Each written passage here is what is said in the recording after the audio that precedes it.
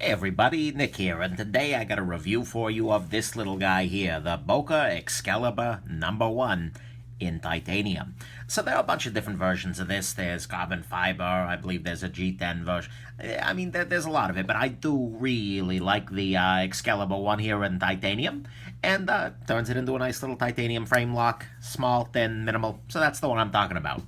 First off, I do gotta thank my buddy Jim for sending this along. This is another knife that I have almost bought many, many times, thinking, oh man, front flipper, there's a lot of good here just on paper. And so when he said, I found one in the closet, like, yes, put it in the box, please.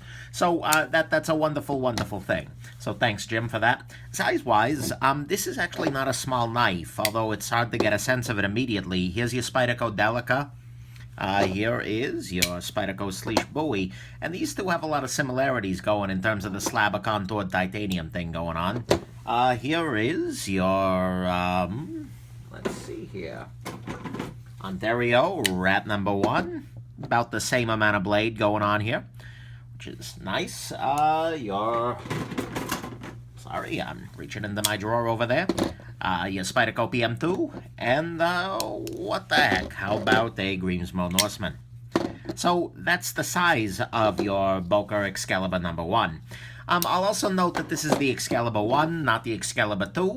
I've got a review of the Excalibur 2 that's going to go live at the same time as this, as well as a comparison. But you don't really need to think about the Excalibur 2. In fact, you're better off pretending it doesn't exist. So let's go on ahead and talk about the good, the bad, and the ugly of your Boker Exskelibur #1. Here we go. Okay, there is a whole lot of good here. First and foremost, I love the aesthetic of this knife. It is a very minimalist knife in that there is a vast expanse of titanium with 3 screws, vast expanse of blade with a little bit of writing. And then on the back side, it's similarly clean. This is a really clean knife, which is honestly just nice. In a world where Quartermaster exists, who makes the least clean knives ever, the fact that there's so little here, which is still very capable, brings me a lot of joy. You don't need 15 thumb studs. Talking to you there, Quartermaster. Anyways, another beautiful thing here is that the blade is very clean itself. Both in terms of, the aesthetic, the look of it is very straightforward, but also it's a blade that's not going to collect random crud. When you've got blades with fullers or things like that, or even a sharp ricasso, it's very easy for whatever you're slicing to kind of get caught up in here, and you really need to clean out well to wipe everything off. But on a knife with the blade this smooth, it's very easy to wipe the blade clean and to actually have it clean. I appreciate that a lot as somebody who uses knives for food prep and for other things. The ability to very quickly bring my knife back to food safe is kind of a joy. The jimping on top of the blade is great, and we'll talk about that later. It's aggressive, but not too much so. And it is nearly a full flat grind with very thin blade stock, which makes this a pretty epic slicer. Big fan. So, yeah. Pivot here is nice. It's kind of unique, but at the same time, it is still Torx, and it is captive, so you're able to. It's not a free spinner, which is good. The scales on this guy are contoured titanium, in a lot of ways reminiscent of the Shabazz I here, although this is blasted, this is stonewashed. And they include a very nice little frame lock here. Works like a charm. Lockup is good, not a whole lot of pressure required, so that's beautiful. The ergonomics on the knife are good. They're not God's gift to ergonomics. The knife is very skinny in your hand, and if that bugs you, keep that in mind. But the ergos are fine. I got no real complaints on the ergos here. So I like that. The construction is very simple. I mean, if you watch the takedown video, that I think goes live tomorrow, you'll see that it's a scale, a pair of washers, a blade, and 2 screws. That's really it. Easy to clean. So that's good. The clip is pretty decent, and it does tip up or tip down carry, depending on your joy there. It is a very thin knife in the pocket. It disappears on this dimension in a way that a lot of knives do not. I mean, compared to a chubbier knife like your Benchmade Griptilian, I mean, you could store 2 of these guys in the same amount of pocket that it takes for 1 Griptilian. Or even, it's thicker than your it's thinner than your Shabazz I, which is itself a pretty thin knife. So that's a nice thing. I enjoy the fact that the name Excalibur is a terrible pun based on the name Skellern, who's the designer of it. So, rock on there, Boker. Well done. I enjoy the fact that this is actually on Teflon washers, and I know what you're thinking. I always say, oh, Teflon washers suck. I don't like the action. But this is the smoothest knife on Teflon washers I have ever dealt with. This is a knife that is on washers on Teflon that I really don't mind being on Teflon. Maybe it might be more fun in bearings, who knows? But it honestly surprised me when I popped this open and saw Teflon in there. So I gotta give them good for that. They made a Teflon at washer action here, which doesn't bother me, which I like a lot. Thank you, Boker. And then finally, the biggest good thing for me is the front flipper action, and that's this little tab here.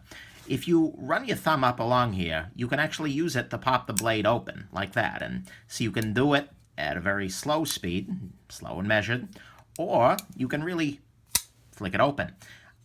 Really slick little opening mechanism, and it's really clean. Like I said, you don't need to do anything else on this. You can also, of course, two-hand open it, and you can also use your index finger, which is neat. So you've got a lot of options on how to open this knife, but all of them are clean and relatively interesting. I'm a huge, huge fan of this front flipper.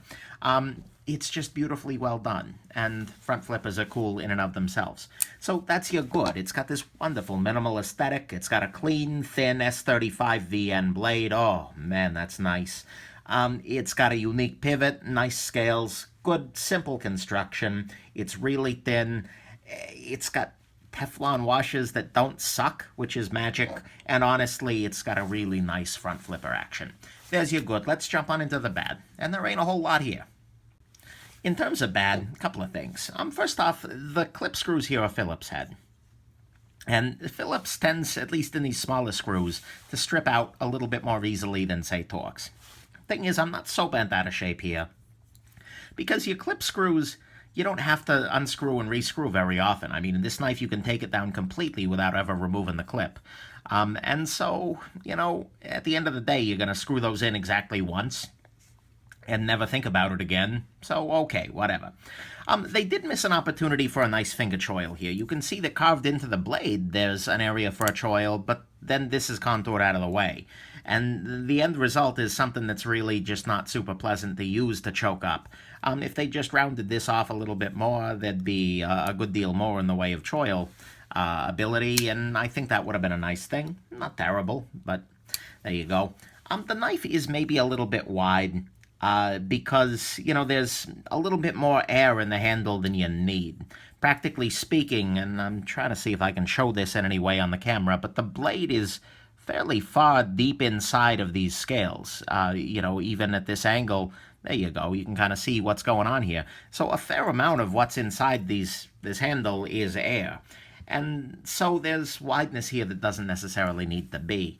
I'm not going to beat it up too bad, because it's not that wide, all told. It's a little thinner, actually, than your Spyderco Bowie, and it's way thinner than your PM2. But you are carrying around a little bit of extra air in there that you may not need to. Again, it's not that bad. And then the price is $130, and that's borderline high for a simple knife, but I would pay it. So it's bad, but it ain't ugly. I'd feel better, I'd feel good about this at maybe 110, 120. But again, what am I talking about? It's titanium, it's S35, there's a lot of good here. So that's your bad. The Phillips head clip screws, a little off. They missed a choil opportunity, maybe a little wide, and the price is okay. So there you go. Let's hit the ugly, and there's only one thing, and it ain't even on the knife. The ugly here is that they don't make a smaller version of this. This is a 3.5-inch knife, which is a little big. The design of it isn't so scary, it's not so murdery, so I think you can get away with it a lot more easily than you can some other 3.5-inch knives. Yeah, PM2 comes to mind here. But really, I do wish they made a 3-inch version of this. And I know some of you are thinking, but Nick, there's the Excalibur II, which is 3 inches. But the thing is, that's not the same knife. The Excalibur II has a nail nick.